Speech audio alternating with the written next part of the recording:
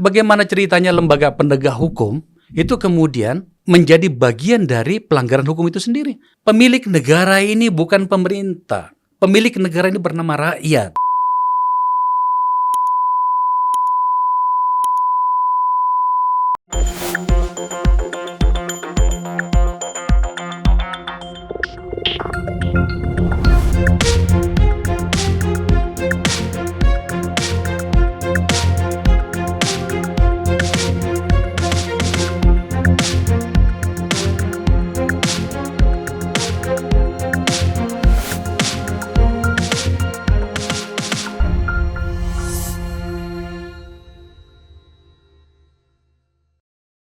Bismillahirrahmanirrahim.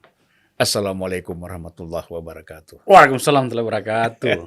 Apa kabar, Bang Akbar Faisal? Ini harus saya katakan ini studi podcast terbaik yang pernah saya lihat.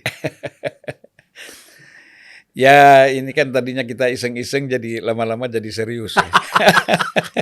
Akhirnya bercita-cita jadi YouTuber ya? YouTuber sama lah kita. Nanti kita bikin partai para YouTuber. Itu pasti menang itu. Oke. Daripada partai yang ada nggak jelas, kita bikin. Mulai deh.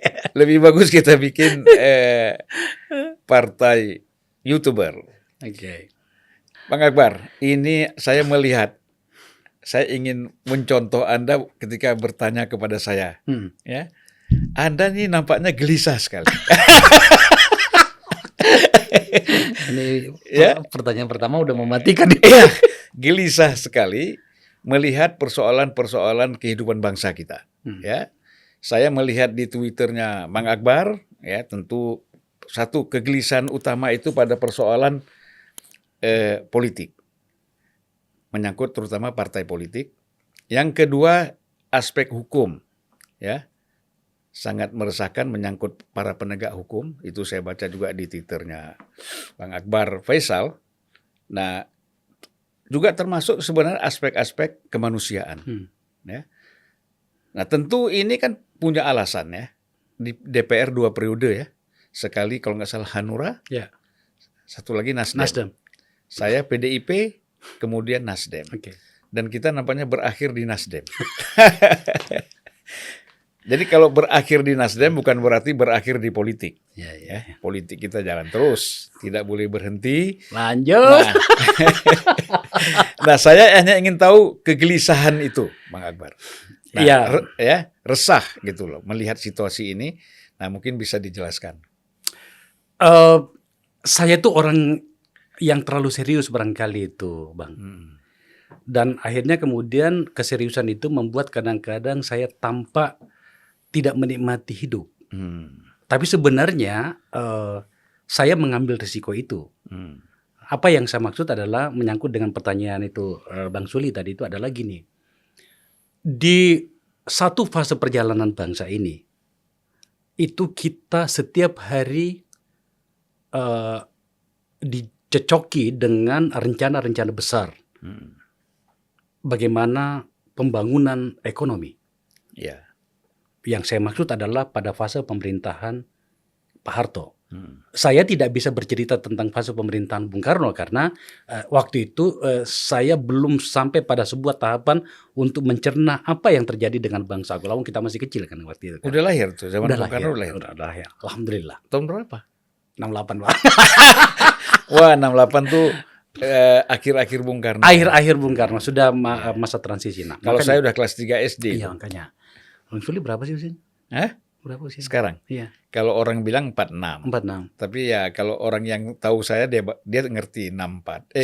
66 ya. Jadi bukan 39? Bukan. Oh, oke, tak pikir 39. Memang gitu. kalau saya datang ke kampus ya adik-adik mahasiswa bilang itu kok begitu. Masuk tuh barang. Oke, saya lanjut. Jadi saya akhirnya kemudian memasukkan pada memori saya tentang bagaimana memahami negeriku. Wah, kira-kira gitulah ya. Bagaimana perjalanan Orde Baru. Setiap hari kita berbicara dan melihat bagaimana upaya pemerintahan pada saat itu membangun perekonomian. Tapi ada satu yang tercederai. Bagaimana kemudian sandera psikologis terhadap kemerdekaan berserikat itu kemudian tidak kita dapatkan. Yang saya maksud adalah berparpol. gitu ya. Berormas, Berormas, dan bahkan pada saat itu partai-partai itu dipaksa untuk berfusi menjadi 3 partai. Ya. Dengan segala rasa hormat pada kebijakan Orde Baru yang menetapkan sebuah standar pembangunan ekonomi pada saat itu, dan memang itu kita butuhkan, tetapi kan ada yang tercederai. Nah, maka terjadilah sebuah proses besar bernama reformasi. Salah satunya kan adalah selain tentang isu besarnya pembatasan masa jabatan presiden, tapi kan juga bagaimana kemudian rasa keadilan dalam hal berorganisasi, berkumpul, berserikat itu kan tercederai. Dan partai politik berada pada posisi yang sangat menderita pada saat itu. Pada Orde Baru ya? Pada Orde Baru gitu kan. Nah, terjadilah reformasi. Kita buat menjadi sederhana bahasanya. Maka kemudian dikeluarkanlah atau terjadilah atau hadirlah sebuah fenomena baru di mana kemerdekaan berorganisasi itu menjadi kembali utuh. Oke? Gitu ya. Termasuk parpol. Maka parpol tiba-tiba mendapatkan besar kekuasaan. Ya kan? Bahkan saya bisa mengatakan ya seperti yang kita tahu, atas nama amandemen berapa kali itu partai politik mendapatkan peran yang sangat besar. Kejujuran politik saya merasa bahwa kenapa mendekati usia 25 tahun setelah reformasi? Kenapa kemudian semangat reformasi itu malah menjauh dari kita? Saya gunakan kata kita karena saya masih manusia politik. Saya masih manusia parpol. Abang jangan tanya saya partai apa gitu kan, gitu ya. Kira-kira gitulah. Nah, maka saya menjadi gelisah dan banyak orang di antara kita menjadi gelisah. Para politisi yang masih menyempatkan diri berpikir logik tentang negerinya dan bagaimana kemudian partai politik mendapatkan mandat yang besar untuk mengelola perpolitikan. Begitulah konstitusi mengaturnya. Gelisah, ada banyak orang di situ. Bang Suli kan juga gelisah kan? Ya, dengan cara dan metode yang berbeda kira-kira gitu. Masih banyak teman-teman kita para politisi yang seharusnya sih kita berani menyebut namanya. Fahri Hamzah barangkali. Di Gerindra mungkin orang seperti Fadlison gitu kan. Tidak banyak sih memang kan gitu ya. Orang-orang yang masih menyisakan ruang di dalam dirinya. Kalau di Nasdem yang gelisah siapa? Kita berdua aja nampaknya. Yang lain happy-happy aja ya. Ampun deh. Ya, kita mungkin butuh sesi nantinya untuk berbicara khusus tentang partai kita, Bang ya. Nah, itu tadi lah. Itu kemudian saya merasa bahwa harus ada orang yang menyikapinya. Ada orang mungkin mengatakan, Anda sok idealis. Mungkin iya, tapi saya ambil risiko itu. Apatah pula namanya kita politisi untuk kemudian tak mampu dan tidak punya keberanian menyikapi itu. Beruntung saja dalam catatan politik saya selama saya masuk ke dunia politik setelah saya meninggalkan dunia pers, itu Haji Akbar Faisal itu alhamdulillah mengiyakan apa yang saya katakan di tempatnya Abang ini sekarang, bahwa saya cukup punya waktu dan keberanian untuk menyuarakan itu. Ketika di parlemen dulu, saya jangan ngomong di sini lah. Anda bisa melakukan identifikasi di medsos dan segala macam. Tapi kembali pada pertanyaan Abang adalah kalau dikatakan bahwa mungkin gelisah ya mungkin iya. Saya menginginkan orang yang menyebut dirinya politisi itu betul-betul muncul menjadi seorang politisi. Oke? Ya. Tapi kan itu saya kira begini ya. Kegelisahan itu muncul kan karena ada rasa tanggung jawab. Saya rasa ya. Ya. Betul. Orang-orang yang tidak merasa gelisah itu kan berarti mereka tidak punya rasa tanggung jawab. Nah, Bang Akbar, tadi disebutkan setelah 25 tahun reformasi, ya. Partai ini punya otoritas kekuasaan yang begitu besar, menentukan hampir semua lembaga-lembaga tinggi negara, termasuk presiden. Ya. Nah, lalu kondisi partai sendiri bagaimana kita menilainya? Itu tadi yang saya bilang, Bang, bahwa tampaknya tidak cukup waktu bagi parpol. Saya tidak menyebut 1 atau 2 parpol. Hampir tampaknya semuanya tidak cukup waktu atau ruang untuk mundur sedikit atau menoleh ke belakang bahwa ada yang terlewatkan dari kerja-kerja politik itu. Bagaimana kemudian oligarki semakin merajalela. dinasti bahkan menjadi sangat-sangat kasar gitu ya. Lembaga saya di Nagara Institute, kami sudah pernah melaunchnya ya. Riset kami itu adalah dinasti itu menguasai parpol. Mumpung bicara soal ini, kita harus gelisah nih. Karena berlebihan kalau kita tidak gelisah, Bang. Apa yang saya maksud adalah 1 tahun lebih dari sekarang, mungkin kurang, itu akan ada pemilu lagi kan? Pemilu pilpres dan terutama pemilu legislatif. Bersamaan waktunya. Iya, saya dengar parpol-parpol, terutama parpol yang apa namanya itu kebingungan mencari identitas tentang dirinya, mengambil jalan pintas, mencari orang yang memiliki atau dikenal oleh publik dan kemudian dicalonkan. Ada bahkan parpol yang saya dengar seluruh penguasa wilayah, gubernur dan bupati yang mereka miliki mengharuskan anggota keluarganya untuk caleg pada berbagai tingkatan. DPRD tingkat 2 untuk di kabupaten atau kota, provinsi DPRD tingkat 1 dan pusat. Ini apa ini kalau kayak begini gitu loh kan. Soal artis itu menurut saya sudah menjadi model kayaknya. Ya kan, kemarin saya undang di tempat saya saudara Dani itu, saya katakan, dan lu harus, dia kan mau caleg juga, ini mumpung lagi ngomong soal ini, you tunjukin dong bahwa pemahaman kita tentang teman-teman yang bergelut di dunia seni itu tidak semata seperti apa yang ada di kepala kita ini sekarang ini. Itu harus diperjelas itu. Nah, kembali pada yang tadi, ada yang sekarang gitu, Bang. Saya tidak perlu menyebut nama partainya, tapi kita dengar itu, dan bukan cuma satu partai. Pokoknya kader atau orang mereka yang sedang memegang jabatan publik, terutama bupati, gubernur, gitu ya, itu harus mencalonkan keluarganya. Dan bukan hanya itu, pengalaman membuktikan bahwa diwajibkan kepala-kepala daerah itu, wali kota, bupati, dan gubernur, bahwa calon, walaupun bukan keluarganya, tapi calon yang menjadi target utama dari partai itu harus jadi apapun caranya. Betul gitu, Bang. Nah, itu sudah, kalau saya pribadi itu menyebutnya sebagai varian kedua. Varian pertamanya itu adalah anggota keluarganya sendiri kan gitu ya. Kalau orang yang di-drop oleh partai atau diharuskan kepada, katakanlah misalnya saya bupati, ya kan, ditugaskan oleh partai Jupiter atau partai Neptunus. Saudara Akbar Faisal, Anda sebagai bupati di Kabupaten Mars, jadikan Sulfan Lina sebagai anggota DPRD Kabupaten di mana lah gitu kan. Kalau Bang Sulfan yang mungkin memang punya cita rasa politik, punya narasi politik, punya pemahaman politik yang cukup, mungkin saya tidak perlu terlalu merasa bersalah untuk memperjuangkan abang, kira-kira gitu kan.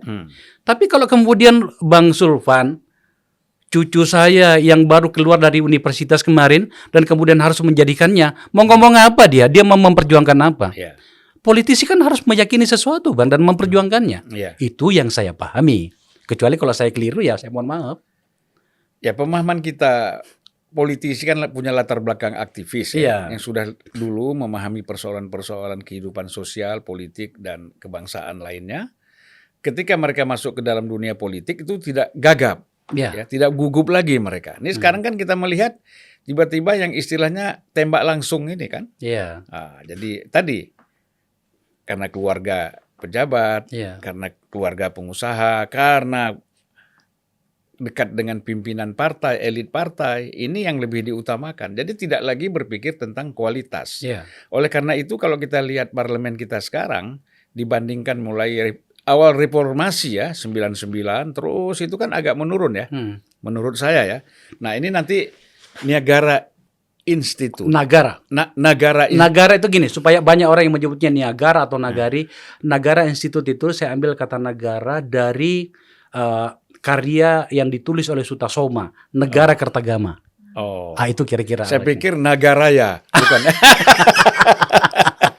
Oke, Nagara Institute ini kita bisa kerjasama lah nanti ya, bikin riset secara lebih mendalam. Terutama siapa aja nih anggota-anggota DPR yang sebenarnya mereka tidak pernah kampanye secara serius, tapi mereka terpilih menjadi anggota Ada loh Bang, jadi kalau mumpung lagi ngomong soal ini ya, ada loh anggota DPR yang sok ngomong di DPR itu, tapi kita tahu itu dia hanya dijadikan oleh seorang bupati di daerah Jawa Timur loh. Oh, ya. Nanti pada saatnya kita ngomong soal itu. Ya, makanya kita riset dulu lah. Kalau itu Bang, kami punya apa itu data itu by name by address.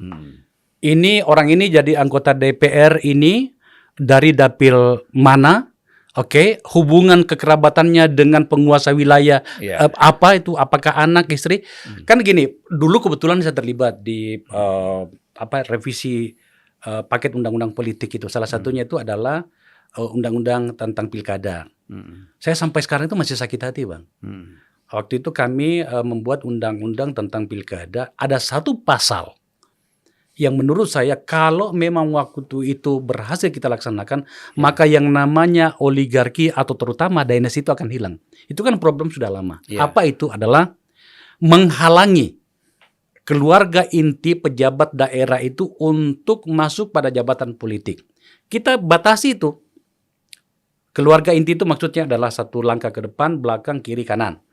Ya, anak, istri, bapak, ya kan gitu. Itu dilarang.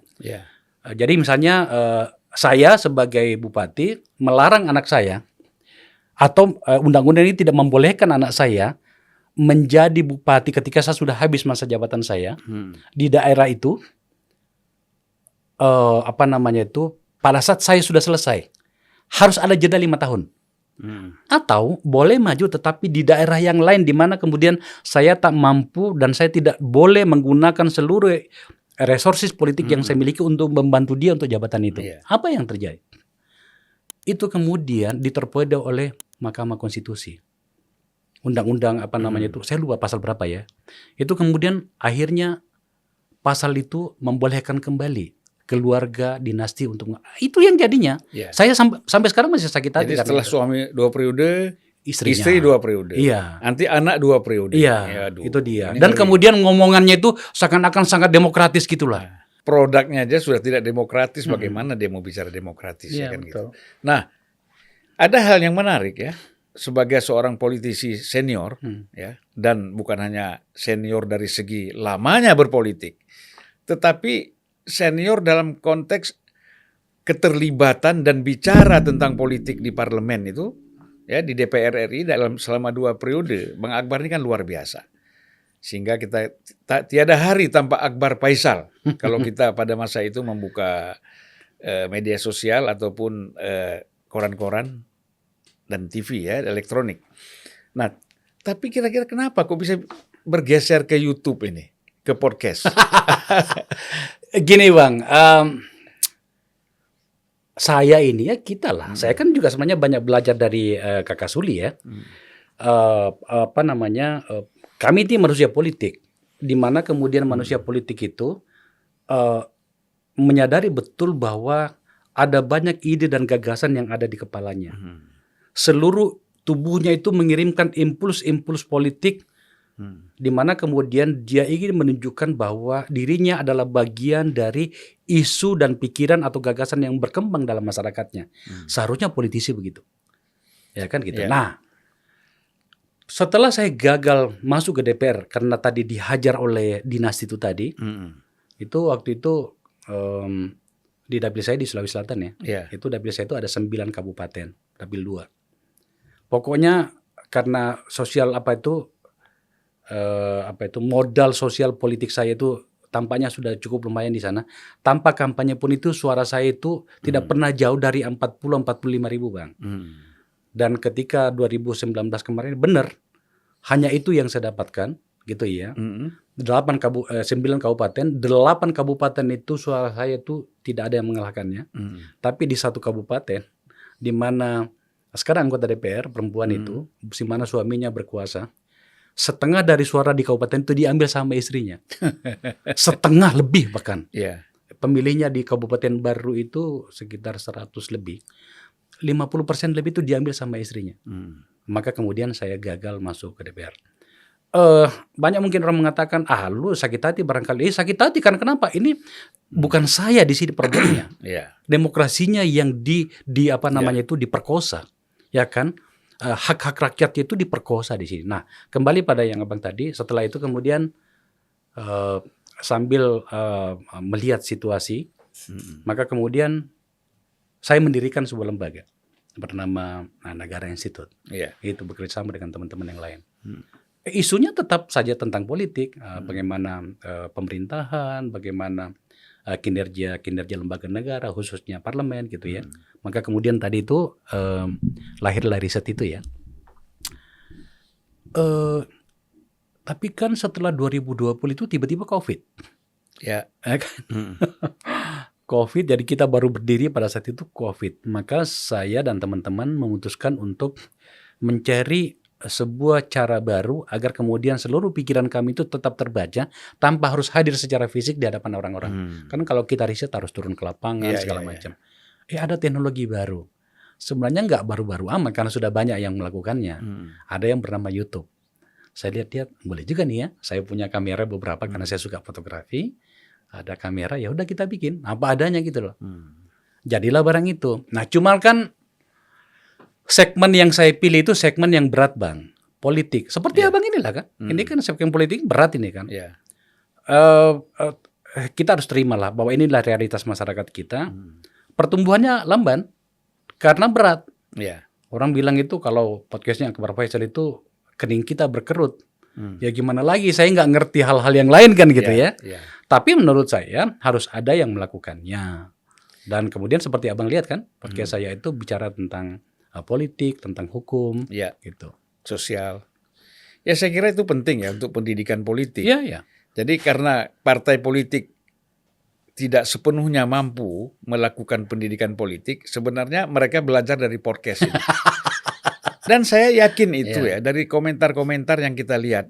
Saya lihat apakah di Refli Harun, komentar di Bang Akbar Faisal, tempat saya juga di Unpacking misalnya.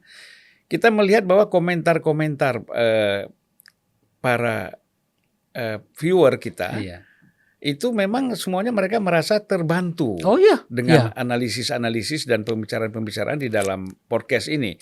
Nah, kenapa? Karena mereka tidak mendapatkan dari partai politik. Even anggota partai sendiri tidak mendapatkan gitu loh. Itu problemnya, Bang. Problem. Jadi kalau dibuat dalam bahasa yang sederhana, kenapa sampai orang seperti saya, Kakak Sulfan, Fahri, ada banyak lagi ya, ada beberapa orang di masing-masing partai ada, di Partai Golkar ada, di PKS ada, gitu ya, Demokrat ada, orang seperti siapa Beni Harman juga masih ada. Itu adalah karena kita melihat politisi-politisi yang tertampung sekarang di partai-partai itu tampaknya memang tidak terlalu cukup mencintai apa inti dasar dari politik itu.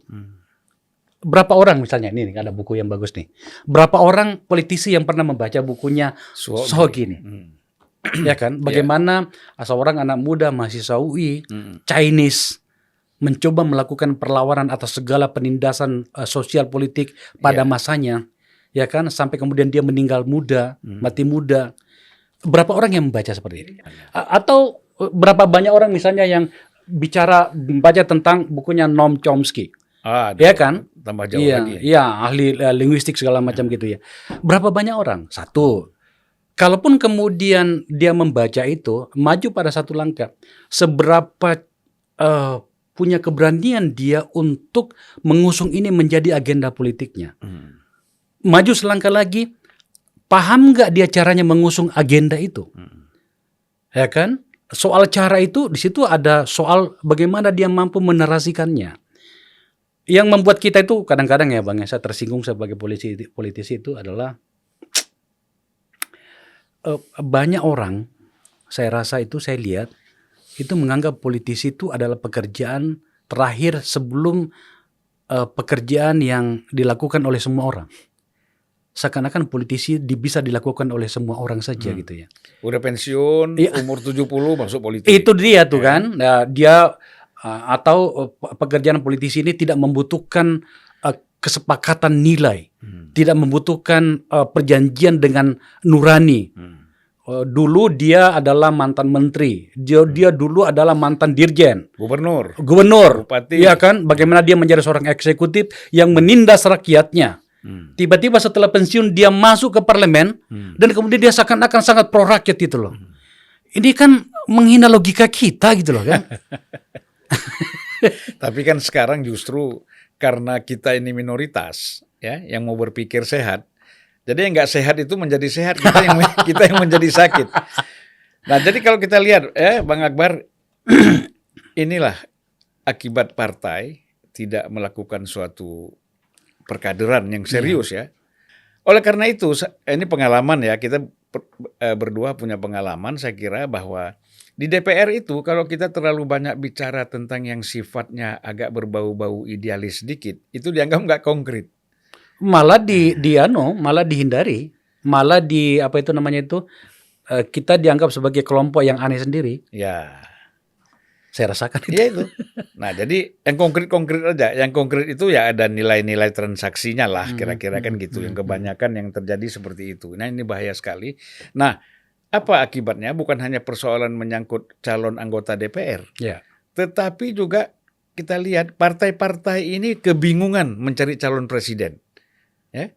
Seharusnya sebuah partai ya yang dia sudah berdiri 10-15 tahun, itu sudah punya kadernya untuk menuju ke sana. Oh iya. Tidak hanya berpaku kepada ketua umum.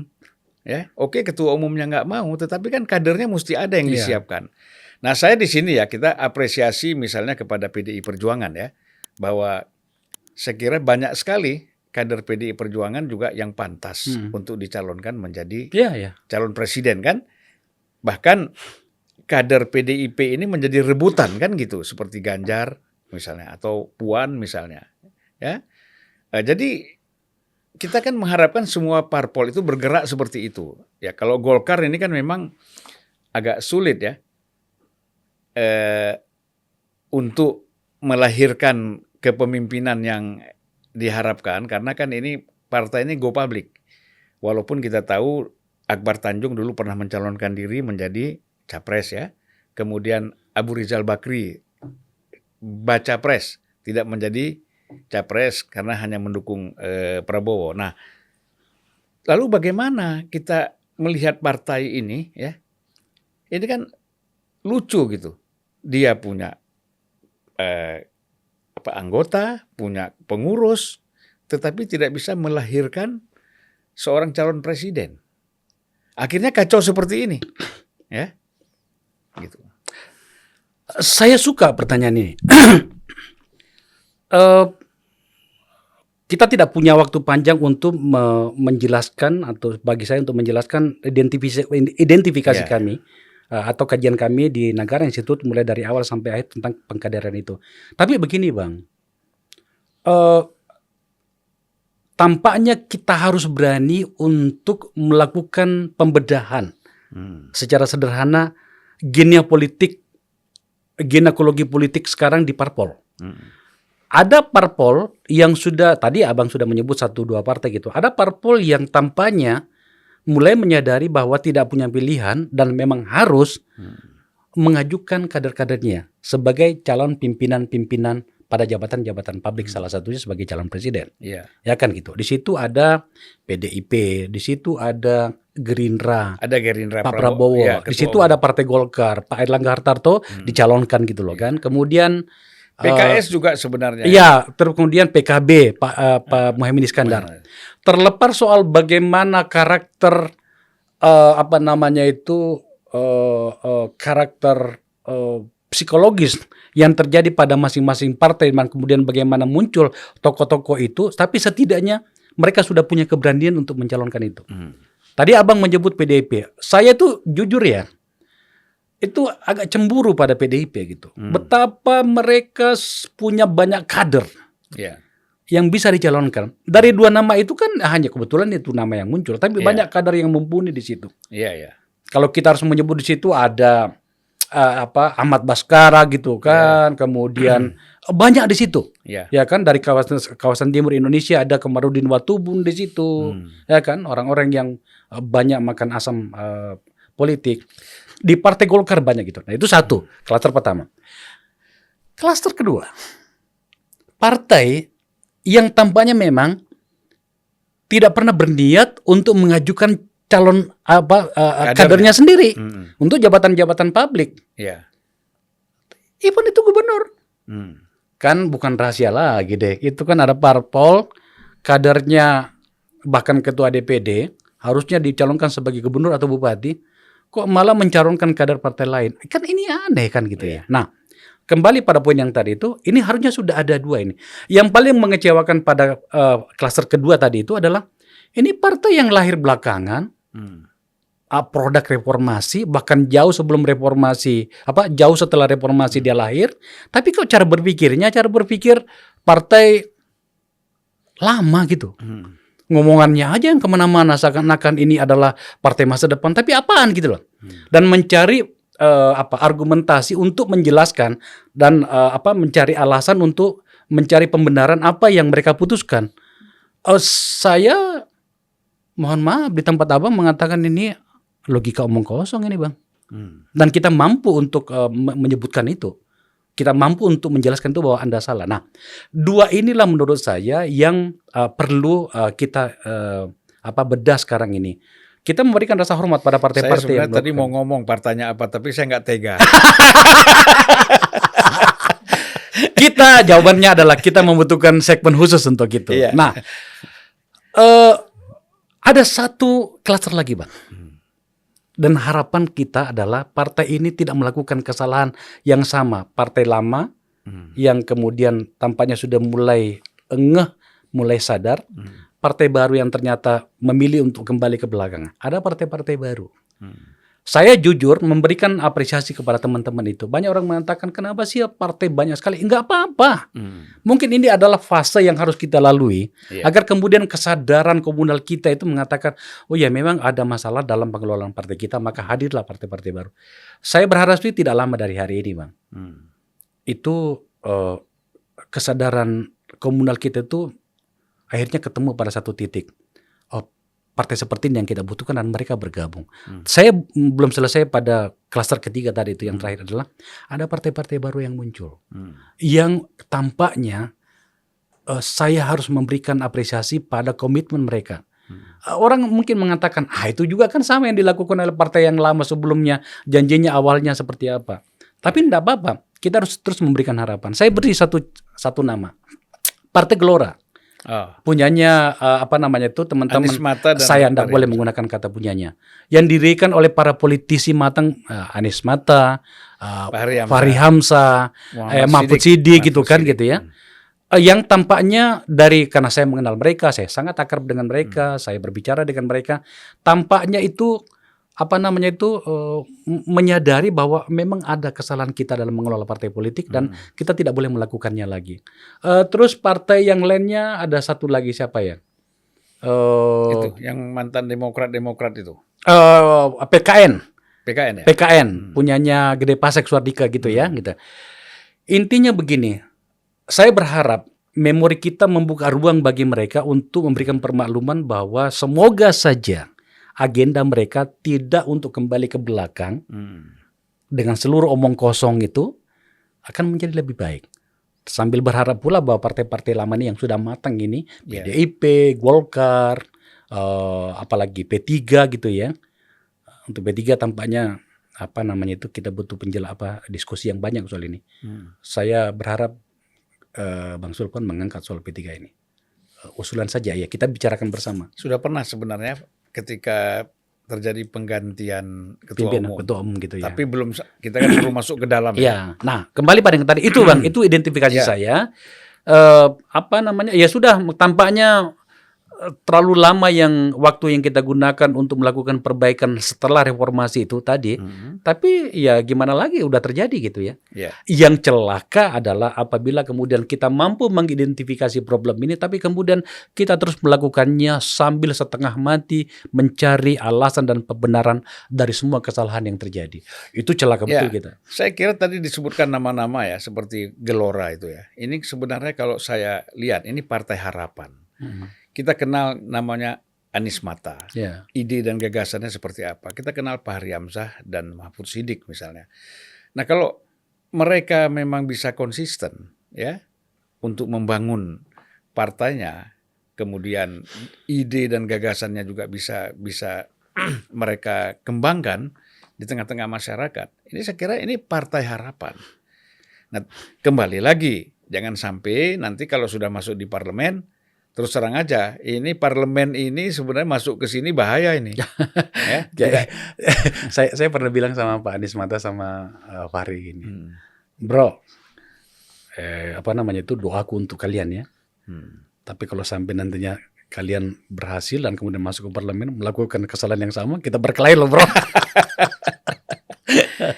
Oke, Bang Akbar, ini tadi kita kan bicara soal kader-kader partai untuk dicalonkan menjadi pimpinan nasional, capres. Nah, ternyata di luar partai ini kan juga banyak figur-figur yang pantas untuk kita calonkan, untuk dicalonkan menjadi calon presiden. Tapi kan hambatannya itu kan pada presidensial threshold, ya kan? Sehingga ini menghambat adanya suksesi yang secara terbuka demokratis. Akhirnya ya kembali lagi kan, partai-partai yang berkuasa ini kan tidak rela tanpa adanya threshold ini. Gitu. Bagaimana pandangan Bang Akbar? Sebenarnya saya tidak lagi terlalu tertarik berbicara tentang threshold itu karena sudah panjang sekali. Tampaknya memang tidak, teman-teman di partai-partai itu, yang terutama partai-partai besar itu tidak menginginkan apa itu namanya itu kewenangan tanda petik mereka yang sangat besar itu terganggu gitu ya. Tapi saya mau mengatakan begini, PT ini saya lihat terutama parliamentary threshold ini digunakan untuk kemudian apa ya, mengerangkeng harapan mendapatkan orang-orang terbaik untuk memimpin kita pada berbagai level, terutama presiden gitu ya. Kalau abang bertanya setuju atau tidak, saya katakan enggak. Saya enggak setuju. Sama lah. Pikiran apa yang kira-kira ditawarkan dengan itu? Saya lebih setuju dengan pikiran begini. Oke, kalau memang ada pembatasan atas berbagai ranjau-ranjau politik yang tidak diinginkan, oke. Sesuaikan dengan jumlah parliamentary threshold. Jadi presidential threshold itu sesuaikan dengan parliamentary threshold. Karena di kepala kita, di memori kita, partai-partai yang telah lolos ke DPR, kita anggap dan mendapatkan mandat dari rakyat sebagai pemilik negara ini, bahwa mereka telah mampu mengelola negara. Makanya kan mereka mendapatkan kewenangan itu kan. Loh, sudah di parlemen kok tidak mendapatkan kewenangan soal itu kan gitu. Harusnya itu tadi. Jadi katakanlah sekarang kan parliamentary threshold kan 4% kan. Oke. Jadi presidensial threshold itu 4%. Artinya partai-partai yang lolos ke parlemen itu boleh mencalonkan presidennya. Soal kalah atau menang itu kan proses. Ya kan gitu ya. Dan sering kita lihat kan di Amerika Latin, kemudian di Eropa juga, bahwa presiden yang dicalonkan, calon presiden yang didukung oleh partai-partai kecil sering menang. Iya. Ya. Nah ini, jadi kalau sudah masuk parlemen itu kan ketika dia mencalonkan presiden, itu kan bicaranya sudah lain kan, kepada figur. Betul. Nah harusnya itu kita sudah sampai pada tahapan berimajinasi tentang Indonesia seperti itu gitu kan.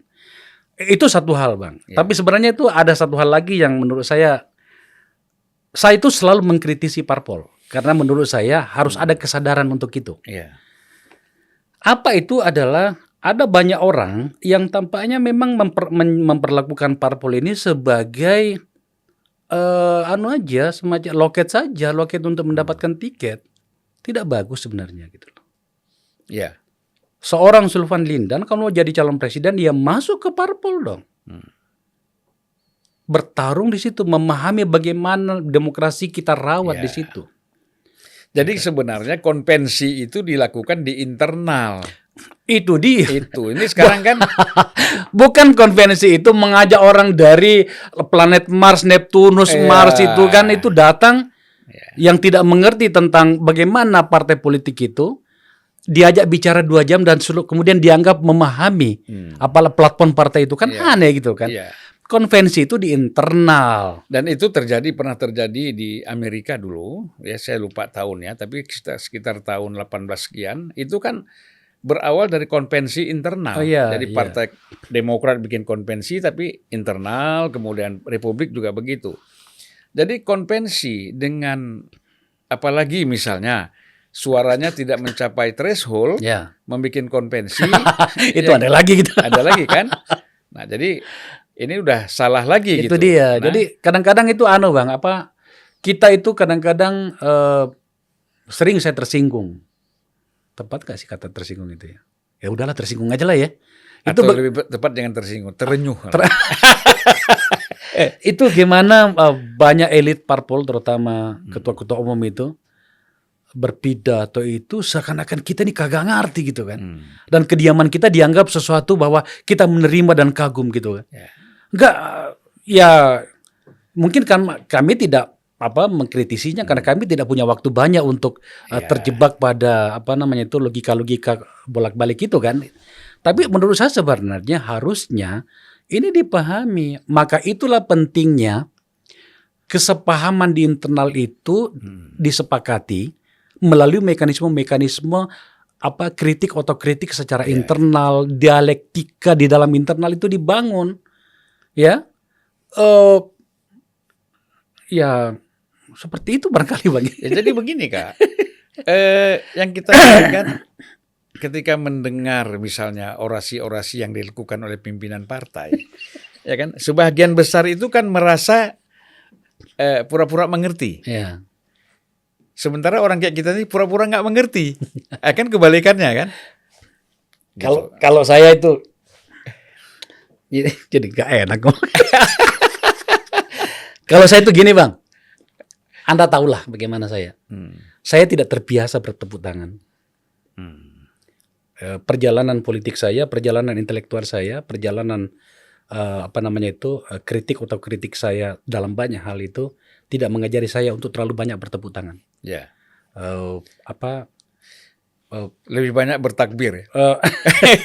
Saya lebih banyak membangun, menurut saya lebih baik kemudian kita duduk bersama, berada pada level yang sama, saling bertatapan, mengatakan apa yang perlu saya katakan, mendengarkan apa yang harus saya katakan, saya dengarkan, dan kita berdiskusi. Dan saya ingat sekali, kita pernah ngobrol beberapa orang dengan Ketua Umum Partai Nasdem ya, Surya Paloh, ketika kita saat ingin mendirikan partai itu, kan kita selalu mengatakan sebaiknya di partai ini egalitarian itu kita bangun kan, artinya supaya kita ini egaliter lah. Oh ini abang mau ngomong tentang Partai Nasdem? Ya kan, enggak, maksud saya berkaitan dengan itu kan, harapan kita itu kan tidak ada suatu partai ini tidak dibangun dengan satu kekuasaan yang otoriter, yang tidak mau mendengar.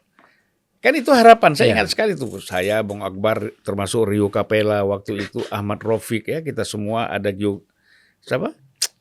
Jeffrey Giovanni, termasuk ada Victor Laiskodat, macam-macam. Awal-awal kita kan sangat terbatas itu. Nah, jadi saya kira bahwa harapan kan seperti itu. Tapi biasalah kembali lagi, orang sudah nikmat berkuasa, mana mau lagi mendengar masukan-masukan yang mengkritisi kan. Gini Bang, supaya lebih berimbang kita, supaya lebih elegan kita berbicara dan membahas ini, kalau mau bicara tentang Nasdem, kritik saya terhadap banyak hal itu termasuk kepada Partai Nasdem, itu selalu saya bangun pada hasil analisis riset yang kebetulan pada saat itu saya terlibat. Waktu itu kami di kaukus politisi muda dari berbagai parpol, di situ ada Hasto segala macam waktu itu, dibiayai oleh FNS, Frederick Newman Stiftung. Ada 5 problem partai politik. Yang pertama itu adalah rekrutmen. Proses rekrutmen. Iya. Maka kemudian dari yang pertama ini kita dengar itu ada namanya partai beskota. Mulai dari malaikat sampai maling ada semua di situ. Mulai dari yang pakai dasi, pakai sorban, pakai baju segala ada semua di situ. Ya kan?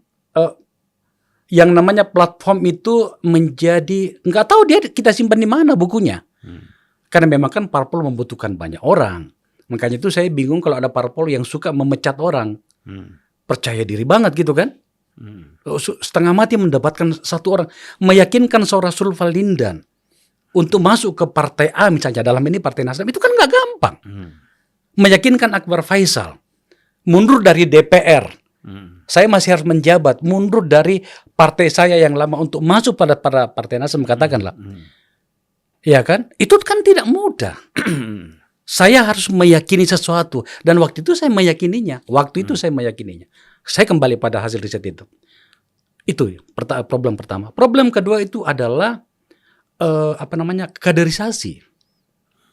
Kaderisasi yang dipahami oleh banyak parpol itu adalah, saya buat menjadi sederhana bahasanya, karena memang banyak parpol menyederhanakan, adalah mendekati pemilu, dikumpulkan pada sebuah gedung atau sebuah lapangan, diajarin teriak-teriak, yel-yel, hidup partai Jupiter, hidup partai Mars. Termasuk orang-orang yang baru datang tiba-tiba menjadi seorang diehard.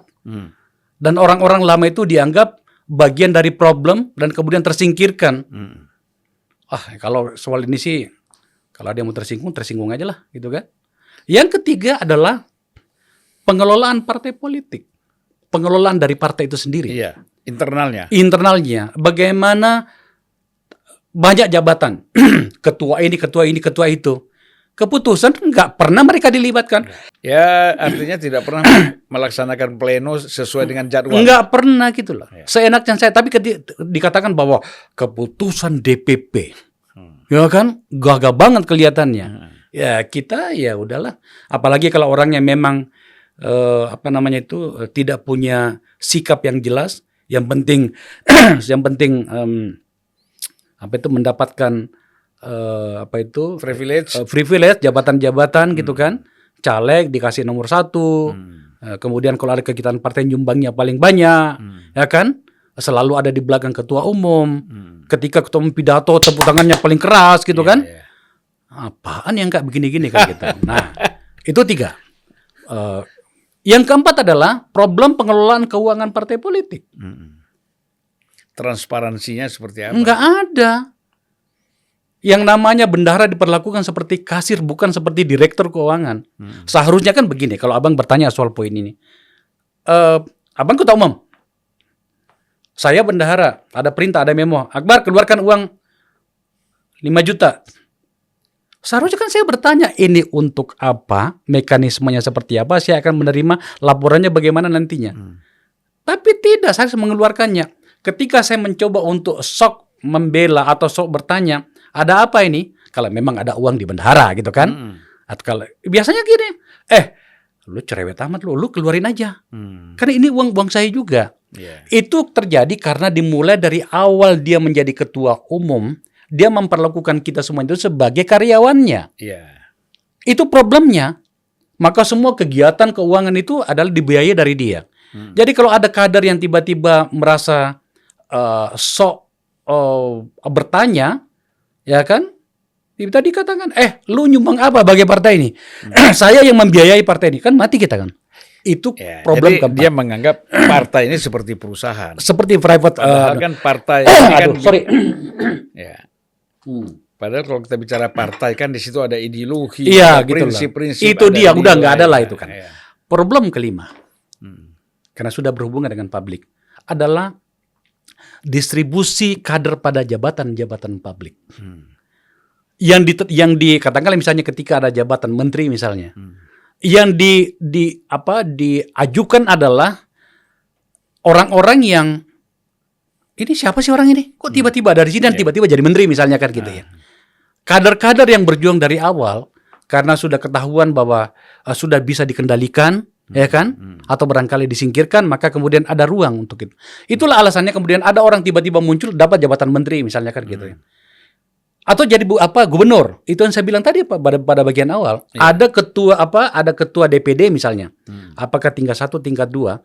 Dia ketua setengah mati membangun partai di bawah, meyakinkan orang-orang di bawah untuk mendirikan organ partai, terutama mendekati pemilu. Pada saat ada terbuka jabatan-jabatan publik jadi bupati atau jadi gubernur, kesempatan ini diberikan kepada kader partai lain. Ya kan? Apalagi kalau ada dukungnya, dan setahu saya ada dukungnya kan gitu ya. Ya, berapakah gitu kan? Udahlah, ini betul-betul ini yang saya selama ini gelisah saya di situ, Bang. 5 dasar hasil yang kami temukan pada saya ini adalah problem partai politik di Indonesia. 5 inilah yang membuat saya sering gelisah. Kalau abang tadi pada bagian awal bertanya, kenapa sih gelisah banget? Karena ini tadi, selama ini tidak mampu kita atasi, maka bang, diskusi kita tentang partai politik akan begini terus. Dengan siapapun tamunya abang nantinya, yang mungkin sedikit ada waktu untuk membaca berbagai literatur menyangkut dengan pengelolaan partai politik. Gitu bang. Ya, oke. Kita sekarang melihat ya, ini kan masuk ke dalam tahun politik, tahun pemilu sedikit lagi. Saya kira nggak sampai setahun lagi ya. Ya kalau penetapan calon presiden kan Oktober ya, ini kita sudah November 2023 nanti. Ya. Nah, ini sangat terkesan bahwa kalau kita lihat, ya memang Bang Akbar sudah muji-muji Jokowi dikit lah, terutama di dalam pembangunan infrastruktur ya. Ya, sebagai tim transisi. Ya, walaupun sebenarnya dari sisi penegakan hukum dan lain-lain itu masih terasa kurang gitu loh. Nah tapi kan sebenarnya yang kita lihat lebih jauh itu ya, bagaimana persoalan hukum kita kalau kita lihat sekarang ini. Kalau saya nggak salah, saya menulis tweet saya beberapa hari yang lalu ya. Saya bacain bang, supaya lebih jelas kita diskusinya. Langsung kepada Bapak Presiden. Ya. Saya Bapak menulis Jokowi. Iya, ini saya tulis sekitar 3 hari lalu nih. Yang terhormat Bapak Presiden Jokowi, saya mention langsung kepada Bapak Presiden, kami ingin dengar rencana besar Bapak mereformasi problem penegakan hukum. Tak sehat bagi kami mendengar aparat hukum saling buka aib atau tertangkap aparat penegak hukum lain. 2 tahun masa akhir pemerintahan Bapak cukup untuk perbaikan total. Terima kasih untuk program infrastrukturnya yang hebat. Apa yang saya katakan sesuai dengan pertanyaannya abang tadi adalah harus diakui lah, kita harus jujur juga lah bahwa Presiden Jokowi itu, pemerintahan ini begitu concern untuk yang namanya infrastruktur. Hal yang harusnya kita sudah lakukan sejak lama, ya kan? Di tangannya Pak Jokowi itu ada terbentuk, adalah beberapa problem di di dalam pelaksanaannya ya. Katakanlah misalnya kereta cepat Jakarta Bandung segala macam, atau jalan tol Sumatera di mana ada salah konstruksi, di mana kemudian bergelombang gitu ya. Kertajati, saya tidak menutup mata bang untuk itu. Saya jujur. Tapi secara umum kita lihat, iya itu dia. Nah, tetapi dalam hal penegakan hukum, mana kameranya? Bapak Presiden, ini problem. Saya enggak apa-apa saya katakan di sini. Bapak Presiden ada waktu 2 tahun bagi Anda untuk memperbaiki ini. Karena seperti yang saya tulis pada tweet saya, dan itu bukan tweet yang pertama bang. Bagaimana ceritanya lembaga penegak hukum itu kemudian menjadi bagian dari pelanggaran hukum itu sendiri. Bukan hanya di kepolisian loh ya. Kita menyebut aparat penegak hukum itu ada jaksa di situ. Yang paling celaka itu adalah bagaimana seorang hakim agung bahkan tertangkap tangan lagi. Ini tidak boleh ini harus kita anggap sebagai problem besar. Itulah alasannya saya men-tweet ini bang. Dan saya rasa juga banyak di antara kita sepakat, abang lebih dulu lah di ruang politik dibanding saya, punya peran besar pada pergulatan elit politik masa-masa awal reformasi dengan Gus Dur bahkan, itu bahwa ini problem kita. Alasan saya itu begini bang, seluruh legacy tentang infrastruktur ini saya khawatirnya dianggap sesuatu yang tidak terlalu istimewa lagi kelak ketika penegakan hukum ini tidak selesai. Karena itu tadi bahasa saya itu begini, jangan sampai kemudian kita menikmati indahnya jalan tol, lancarnya jalan tol, mulai dari Jakarta sampai Banyuwangi kelak. Tapi kemudian di ujungnya nantinya sana, dimanapun itu kemudian kita menemukan ketidakadilan terjadi, pelanggaran hukum bahkan dilakukan oleh aparat penegak hukum. Seluruh kebanggaan kita, rasa nyaman kita tadi itu melalui kebesaran program infrastruktur ini rusak. Saya betul-betul gelisah menyangkut soal itu bang. Makanya saya berharap Bapak Presiden ini adalah waktu yang tepat untuk itu. Dan saya yakin Bapak Presiden memikirkan itu. Dulu beberapa waktu dari hari ini Pak Mahfud MD saya undang ke podcast saya, terutama pada saat kasus Sambo sudah meledak ya, Jenderal Verdi Sambo, itu Pak Mahfud mengatakan bahwa saya sebagai Menko Polhukam itu akan membuat semacam waktu itu rekomendasi atau kepada Bapak Presiden. Yeah. Itulah alasannya kemudian saya men-tweet seperti ini, Bang. Kita pengen mendengarkan apa rencana besar Bapak untuk itu. Ya kan? Salah satu yang saya dengar dari Pak Mahfud itu adalah pada tubuh kepolisian misalnya itu tidak dilakukan by law. Artinya melakukan perubahan undang-undang, katakanlah Undang-Undang Nomor 2 Tahun 2012 menyangkut kewenangan kepolisian. Karena itu akan terlibat lagi pada keriuhan politik di parlemen nantinya, kan membutuhkan persetujuan DPR. Dilakukan saja dengan apa yang ada. Saya setuju saja, tapi yang pasti harus ada perbaikan. Bahasa saya yang soft itu gini, Bang. Mungkin ada problem di organisasi itu, tapi yang saya pahami dan saya tahu, saya kenal ratusan ribu dari 430.000 anggota kepolisian itu amat sangat banyak yang menderita karena berbagai kasus yang dilakukan oleh oknum-oknum itu tadi. Jadi saya kira begini, sebenarnya kan untuk membangun institusi hukum seperti Polri itu kan tidak terlalu sulit, sehingga sesuai dengan harapan kita kan gitu, yang apa disampaikan oleh Bang Akbar tadi. Ini kan rekam jejak orang-orang yang ingin menjadi Kapolri, itu kan presiden itu bisa tahu dari berbagai institusi, ada BIN, ada macam-macam, ya, tanpa direkayasa. Seorang ini pantas nggak menjadi Kapolda, Kapolres, ya, Kapolri? Kalau pada tingkat Kapolrinya sudah beres, saya yakin Kapoldanya juga, karena Kapolda ini kan nanti yang rekomendasi untuk atau menetapkan dia menjadi Kapolda kan Kapolri, ya, ada Bareskrim di situ, ada lain-lain. Nah, jadi saya kira pada tingkat pusat kepolisian ini harus betul-betul rekam jejak orang-orangnya ini penting gitu loh. Jangan orang yang sebenarnya masyarakat sudah tahu orang ini nggak bisa dipercaya, tetapi dia tetap saja masuk pada tingkat elit. Saya setuju banget, Bang. Tapi saya harus mengatakan sesuatu di sini bahwa selain dari itu atau pada varian yang berbeda, pada varian yang lain, pada sisi yang lain, saya itu terkaget ya. Saya kebetulan pernah ngajar tidak lama dari hari ini, ngajar di PTIK S2-nya, PTIK itu, seorang perwira muda polisi itu pangkatnya kompol ya, Akpol 2007 tuh, mengatakan gini, kaget saya, Bang,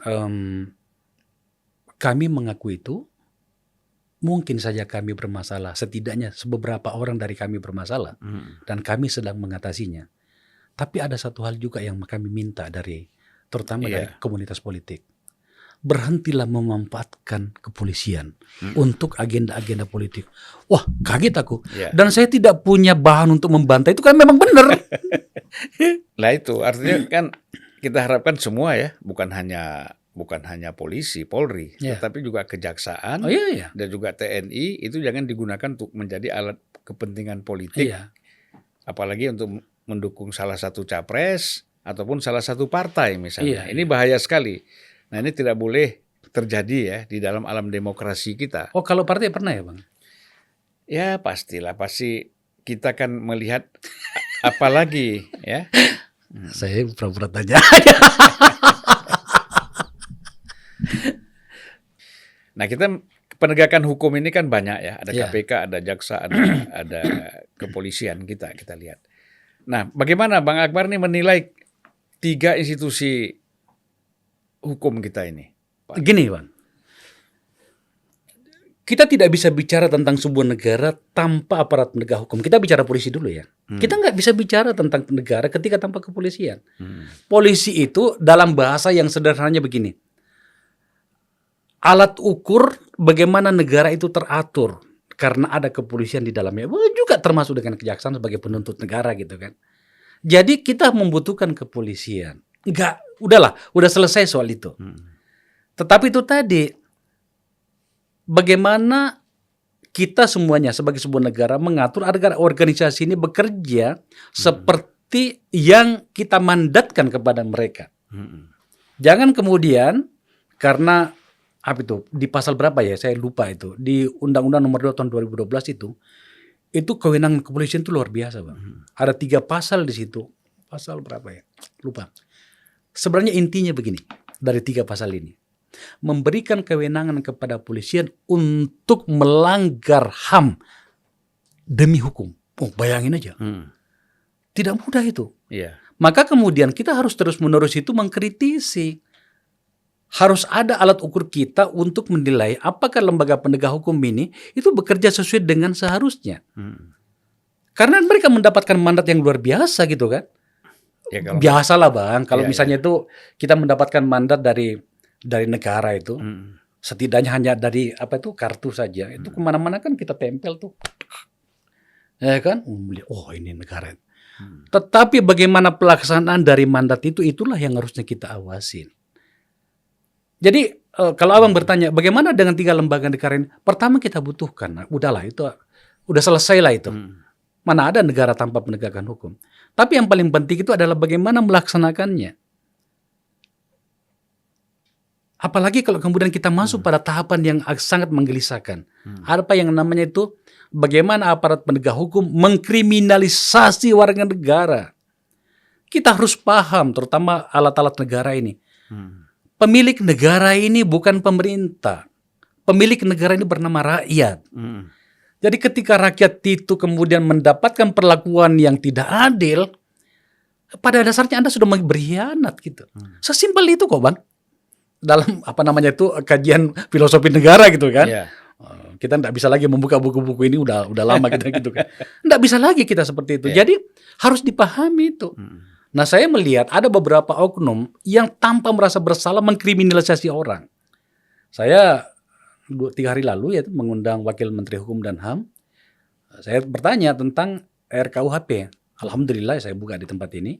Itu sudah akan diundangkan Desember yang akan datang. Artinya hukum-hukum pidana ya? Iya, KUHP, RUU KUHP yang sudah bertahun-tahun itu. Iya. Saya kebetulan selama DPR itu terlibat pembahasannya. Itu sudah akan apa namanya itu diundangkan. Artinya banyak hal-hal yang selama ini apa itu namanya itu tidak jelas itu akan menjadi jelas dalam apa namanya itu KUHP ini kan gitu ya. Nanti turunannya kita tunggu KUHP-nya seperti apa gitu ya. Tapi intinya adalah hukum adalah pemasti bagaimana negara tegak. Hak-hak dan kewajiban warga negara itu tergambarkan di situ dengan tegas.